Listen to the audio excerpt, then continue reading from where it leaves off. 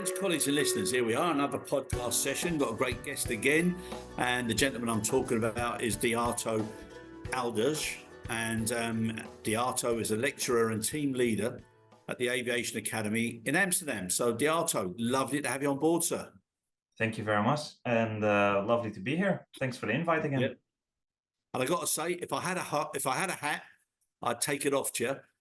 Because I think what you're doing is so important, to be promoting the aviation industry and letting students know how good an industry it is and what a great opportunity it is. Fair play to you. We need much more of that, especially at the moment. So well done, you. Thank you very much. Now, can I ask you? All right. So obviously you've had background experience yourself, practical. What made you get into becoming a lecturer? And then we'll talk about the specifics of being a team leader. Yeah, I think like most of us, I was interested in aviation from a young age. I wanted to be a pilot. I think like 80% of our students in year one. But then as long as you keep on going, you see more and more of the real world, and there's much more to it than just the pilots. And yeah, that's how I slowly but surely got introduced to ground handling, and then later on to the cargo business. And engaging with people is what I really enjoyed. And then when the chance presented itself, I took the opportunity to go towards teaching, or initially training, and then I expanded that towards teaching. That brought me to the Amsterdam University of Applied Sciences. Yeah. That is the Aviation Academy, where I teach and lead a team of professionals now. Yep, and I met some of the professionals last year when I had the pleasure, and I got to say, it was one of the nicest experiences I've had for a long time. Giving a lecture to your students, and some of them were absolutely superb. If I'd have had a chance to employ a couple of them, especially, I would have done so on the spot. Absolutely brilliant. So well done, you and the rest of the team. Huge compliment. Thanks. Really was very rewarding. Now, you mentioned, and we have had a little chat, and there's lots of talk these days about the difference between responsibility and accountability. And you oversee your own team and your own programs there. So how important it is to get it right, punctual, everything on time, etc., which isn't dissimilar to the environment we work in. So now, when you're actually starting with those students, how do you grip them? How do you hook them so that they've got a real natural interest to want to learn more and more and more about more than just what they think they know about aviation? Yeah, I think the difference between a lecturer and a good lecturer is having the context that can bring about what you're talking about. I think every student can read from a book, but it will only start to live if somebody can explain what it means to live it with real life examples. And that is always great. I had a student 2 years ago that came up to me after a course on ground handling and cargo. And he said, "Hey, Diarto, I would really like to pursue air cargo. This really spiked my interest. Do you have some tips for me?" And that was a great moment where I thought, yes, that's one more for air cargo. And that was just a great win for me personally, but also for him, that he was able to find something that he likes and he wants to pursue. Yeah, no, I can imagine. Now, whatever the subject matter was that triggered that question from him, obviously is important as well. Now, in your programs, what specific topics or subject matter do you cover in the classes? So it's very broad. In broad lines, we have two main teams. So one team is focused more on the engineering side of aviation, and the other is more focused on the operational side of aviation. And I personally am more involved on the operations side, and there we have the students learn about aviation from different perspectives. So they will learn about the airline and its perspective. So routes and how do you operate an airline from a financial point of view. We look at the airport. How does the airport generate revenue? What kind of strategies can airports apply to make themselves more appealing? We look at several stakeholders like air traffic control, air traffic management, ground handling, service provider logistics.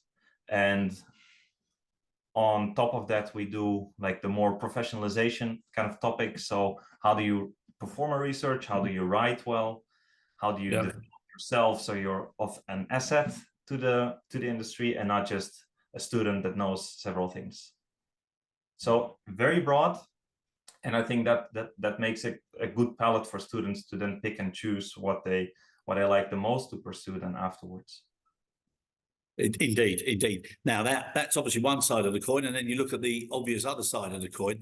How do you get them some hands-on learning so that they can appreciate that, you know, what you learn from the book or in the classroom or from a good lecturer or from an experienced professional is actually what they like, and then to be able to handle it in a very noisy, sometimes depending where you're working, but also in a very robust and high pressured environment. Yeah, very important. And I think that's where the education in the Netherlands specifically, they distinguish between a bachelor level at the University of Applied Sciences versus a bachelor level at what we call in the Netherlands a regular university. Is that we have mandatory internships. So we have in total 1 year of hands-on experience, one period of 20 weeks in the third year, and one period of 20 weeks in the fourth year that they combine with writing their thesis, where they are 100% at a company, and they can partly be put to work there to get real practical experience doing whatever the operation is that they have there. And besides that, they need to perform a research and to dive into all the interesting areas that they have going on and see what they can improve usually. Good, and your and that's very important. I'm going to ask a question on three sides here now. Your students, where are they mainly sourced from? All over the country. We are on the operational side of aviation, really the only program in the country. So they come from everywhere. And of course, looking at population densities, most will come from the western side of the country, where also the bigger cities are. But we have students coming from everywhere. Okay, brilliant. And then next part of the question is the companies that will offer those internships whilst they know that they're getting a good education on the whole subject matter. Where are those companies? They can also be from everywhere, but obviously we have a huge hub in Amsterdam with Schiphol as the main port here. But we have students going abroad. We have students going to regional airports, often linked to where they live or where they have their personal networks. Yeah. But really all over the place. We currently finished with a project for Swissport, and they went to different stations in Europe. They went here, they went to, so here being Amsterdam, they went to Brussels, and the idea was to also go to Frankfurt. I don't know if they ended up doing that, but everywhere. Okay, very good. And then the third part to the question was, if it is international and if it is obviously from industry, which sectors are supporting it more? Is it the actual airports, or is it the airlines that operate in and out of those airports, or is it the handling agents, or is it on the freight forwarding side, or perhaps the trucking side, or is it on any of the IT platforms that are now supporting the industry?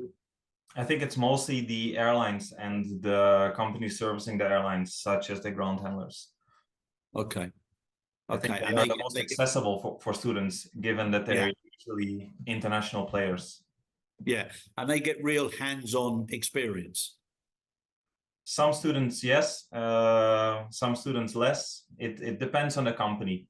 Some companies see the benefit of them performing a research more than using them as labor. So there's a fine balance. And what we sometimes see in freight forwarding companies is that they do customer service focused jobs. And then besides that, they do something that has to do with, for example, optimizing the information stream between departments. Yeah. And do you think, or is there, so again, excuse my ignorance, do you think it would make sense that there was a set criteria that they had to follow, and that was then, you know, reviewed, so that you almost had a regular type apprenticeship system when they went into the, you know, hands-on experience levels? So I think there are two sides to this. On one hand, yes, of course, because you would want to have ready people trained. You just plug them in wherever, and they can function. At the same time, I think the industry is so broad that then that raises the obvious question: what is then that set of unique qualities that these students need to have? And I think that's where it gets real hairy. Yeah, yeah, yeah. It's not an easy task. It's just to, you know, to make sure that the youngsters coming in, you know, don't get put in a job that, you know, they can grow moss over themselves, that they're actually doing something that makes sense in the overall process, you know, the sequence of events. Yeah. So this is really a skill that we always aim to give the students, that they have this critical reflection of what they like and where they work. Do they believe that that contributes in a way, and does that make them happy? And that is, I mean, not everybody is open to that. This is really person dependent. Yeah. If they are receptive. But yeah, it's important, certainly. Yeah, difficult thing to address. Now, before I come on to a question about, you know, what do you think are the, you know, the key challenges that we're facing, can you share a success story of a student from all the students that you've come across, somebody that's really gone on to do something special or has made you and the academy, you know, really proud of what they've achieved? Yes, it's actually a student that hasn't graduated yet. But I have a student, he is now in his 3rd year / 4th year. Together with IATA, we actually came up with a challenge where he had to, or where the students had to come up with an innovative solution in ground handling that he could then present at the IATA ground handling conference in Paris a year and a half ago. And it was absolutely amazing to see this young boy standing there in front of all these old served people from the industry with gray hairs, and he's standing there and shining and sharing what he believes is very important innovation. That was amazing, and he's not even done yet. So I have very high hopes of him being a person that will make a huge impact on the industry. That's fantastic, isn't it? And good luck to him. Now the big question. Okay, so if I was to ask you 4 or 5 key areas that you feel are, you know, real challenges, you know, to making the next generation or anybody wanting to come into aviation realize that it is such a special, wonderful industry to come into with so many opportunities. What do you think the challenges are, you know, just the barriers in front of them that we face at the moment? Yeah, so the obvious one is now the advent of artificial intelligence that just puts the whole industry in such an acceleration that things that previously took much more time on a team level can now be automated like never before, and that will require different skill sets from the people working in the industry, but also from the people joining in the industry, because they might have less need for hands-on experience and more of coding / programming background to be successful. So that requires something from us as a university to teach that to the students, but also from the people that are currently in the industry. Yeah. Yep. No, I agree there 100%. I remember seeing a picture of an aircraft that somebody did in a presentation. And then what they did was they superimposed all these circles that went around the airport. And the circles were finance, catering, fueling, planning, scheduling, cargo, passenger, etc. They did all these obvious ones where you could have a profession within this industry, and it's totally global, because wherever the aircraft lands and takes off, you've got similar needs for similar people. But then what they did was they said that the future is going to hold invisible circles that are going to go around all of this, because they're the things that people aren't realizing are going to be so important coming forward. And obviously artificial intelligence being one of them. Yeah, definitely. So it really opens up now, you know, so many opportunities. Right. So that's the first challenge. What do you think of another one? Another one specifically here in the Netherlands is the negative media attention, because aviation is seen as not sustainable or not environmentally friendly. And this is just influencing the public image of aviation. And if this kind of negative media attention keeps on popping up, not just for us, and we probably know how to filter that, but also for the young minds that need to choose an industry for themselves. It's not going to be that industry that's always in the media in a negative way.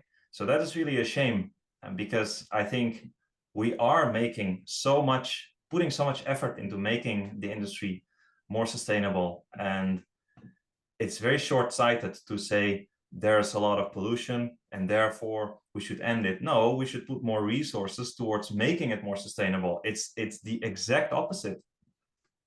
Yeah, I 100% agree. I can't believe how people love to bad talk the industry from extremes instead of looking at all the good things that it does. You know, like you look at what's happening now with the pressures on sea freight and ocean transportation. I mean, if it wasn't for air freight, you know, certain things wouldn't be able to get from one place to another. It's, you know, it's I think it's a total misjustice the way sometimes it's done, and it makes people feel as if they're a bad person for going into a bad industry because it's having a bad effect on the planet. It's crazy.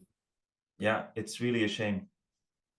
And a lot of the politicians and government are just doing it for their own advantage, just to, you know, have a chip at the opposition and make it look as if they know better. Yeah. What about another one? Number 3.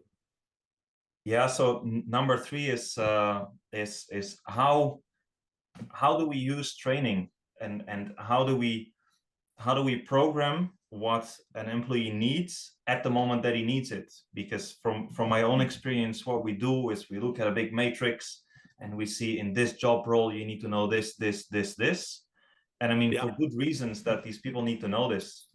But I think there's a discrepancy between what the practical people in the warehouse or on the ramp need to know and can know. And then when something goes wrong, then on the paper side of things, everything is covered. But have we really done the employees justice by overloading them with a ton of information? I don't know. On top of that, that's now moving often to online platforms.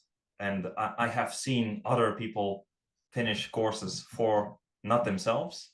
So yeah, I think more practical training is really necessary, also to give them the insights and explain them why is it that they need to do something the way they need to do it, instead of it just 100%. Being a theoretical theory. 100%. And what you just said there about you've seen people doing the exams and tests and online courses for other people, that's a huge threat now and a big risk.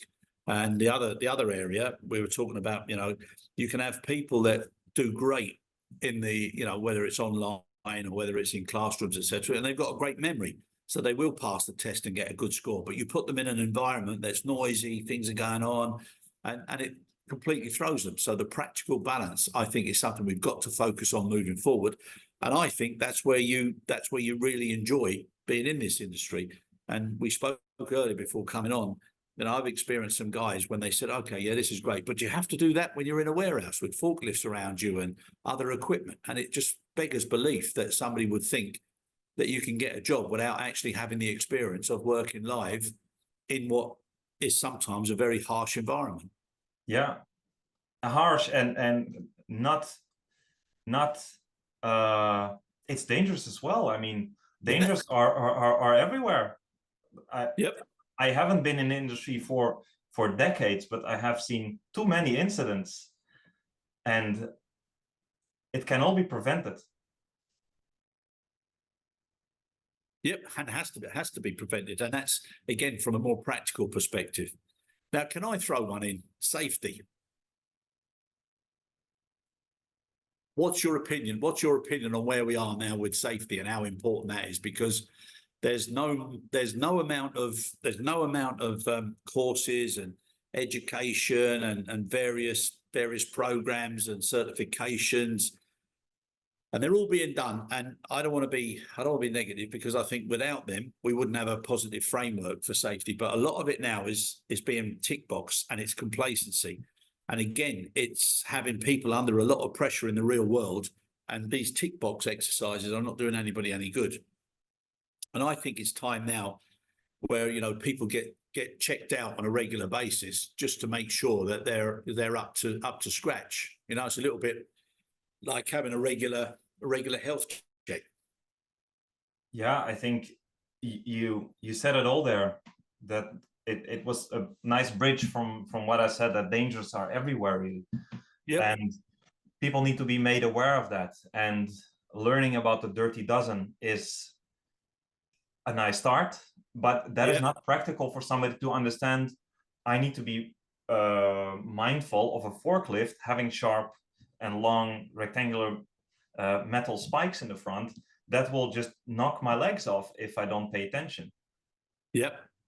And the problems if the you know, the regular flashing light isn't working, or you know, the noise indicator when it's in reverse, or having the seatbelt on all the time, all those things that people do sometimes because of the pressures of the work.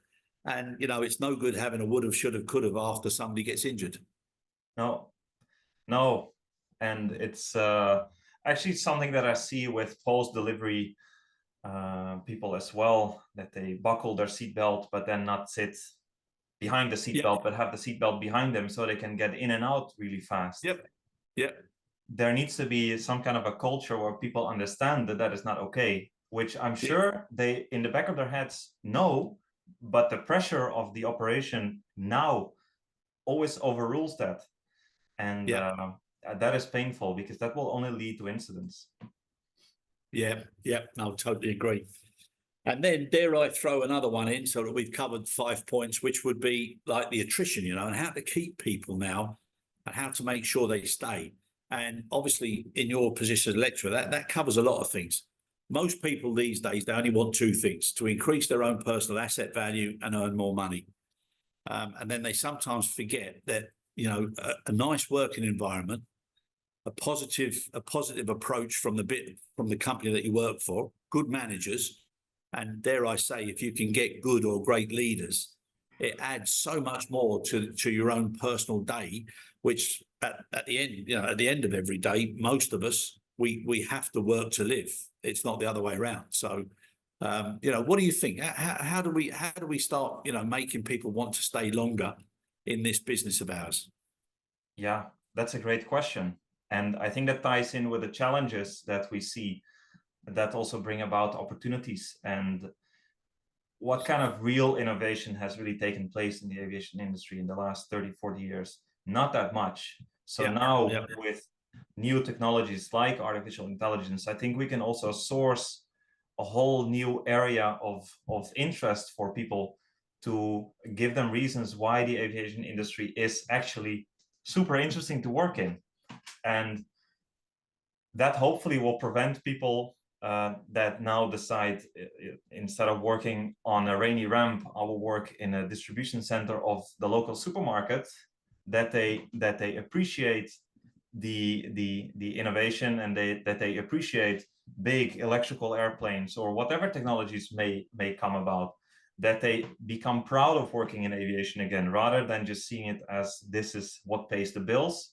And maybe I like aviation a little bit, but for 100 euros more, I'll work outside of it because that gives me more gain in the short term. Yeah.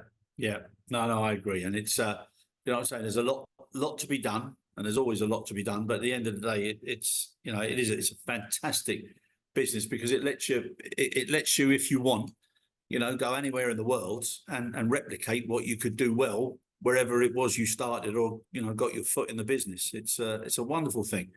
And I, for one, I've had a great life, you know, traveling around and working in different countries, and it's been brilliant. And I just think, you know, if youngsters now realize what they could do, it's a fantastic avenue of opportunity for them. So what you're doing, sir, well done. As I said at the beginning, I'll take my hat off to you. You're doing a great job. And, you know, and I hope so many more of your students now come in floods into this industry, and that they get a great lifestyle and a great life out of it. So thank you very, very much. Really appreciate it, Diarto. It's a pleasure speaking to you. And, you know, long may you do what you're doing. Thank you. And what I do it with passion. And I really hope that, linking it back to your previous question on giving an example of somebody that made a real impact. I really hope that in 20 years we can start looking back and seeing the fruits of the effort that we put in today. So I can't wait for it. Yeah, touch wood, touch wood. Well done, sir. All right, Thanks. and I'll speak to you soon. Take care. All right. Thank you. Have a good one.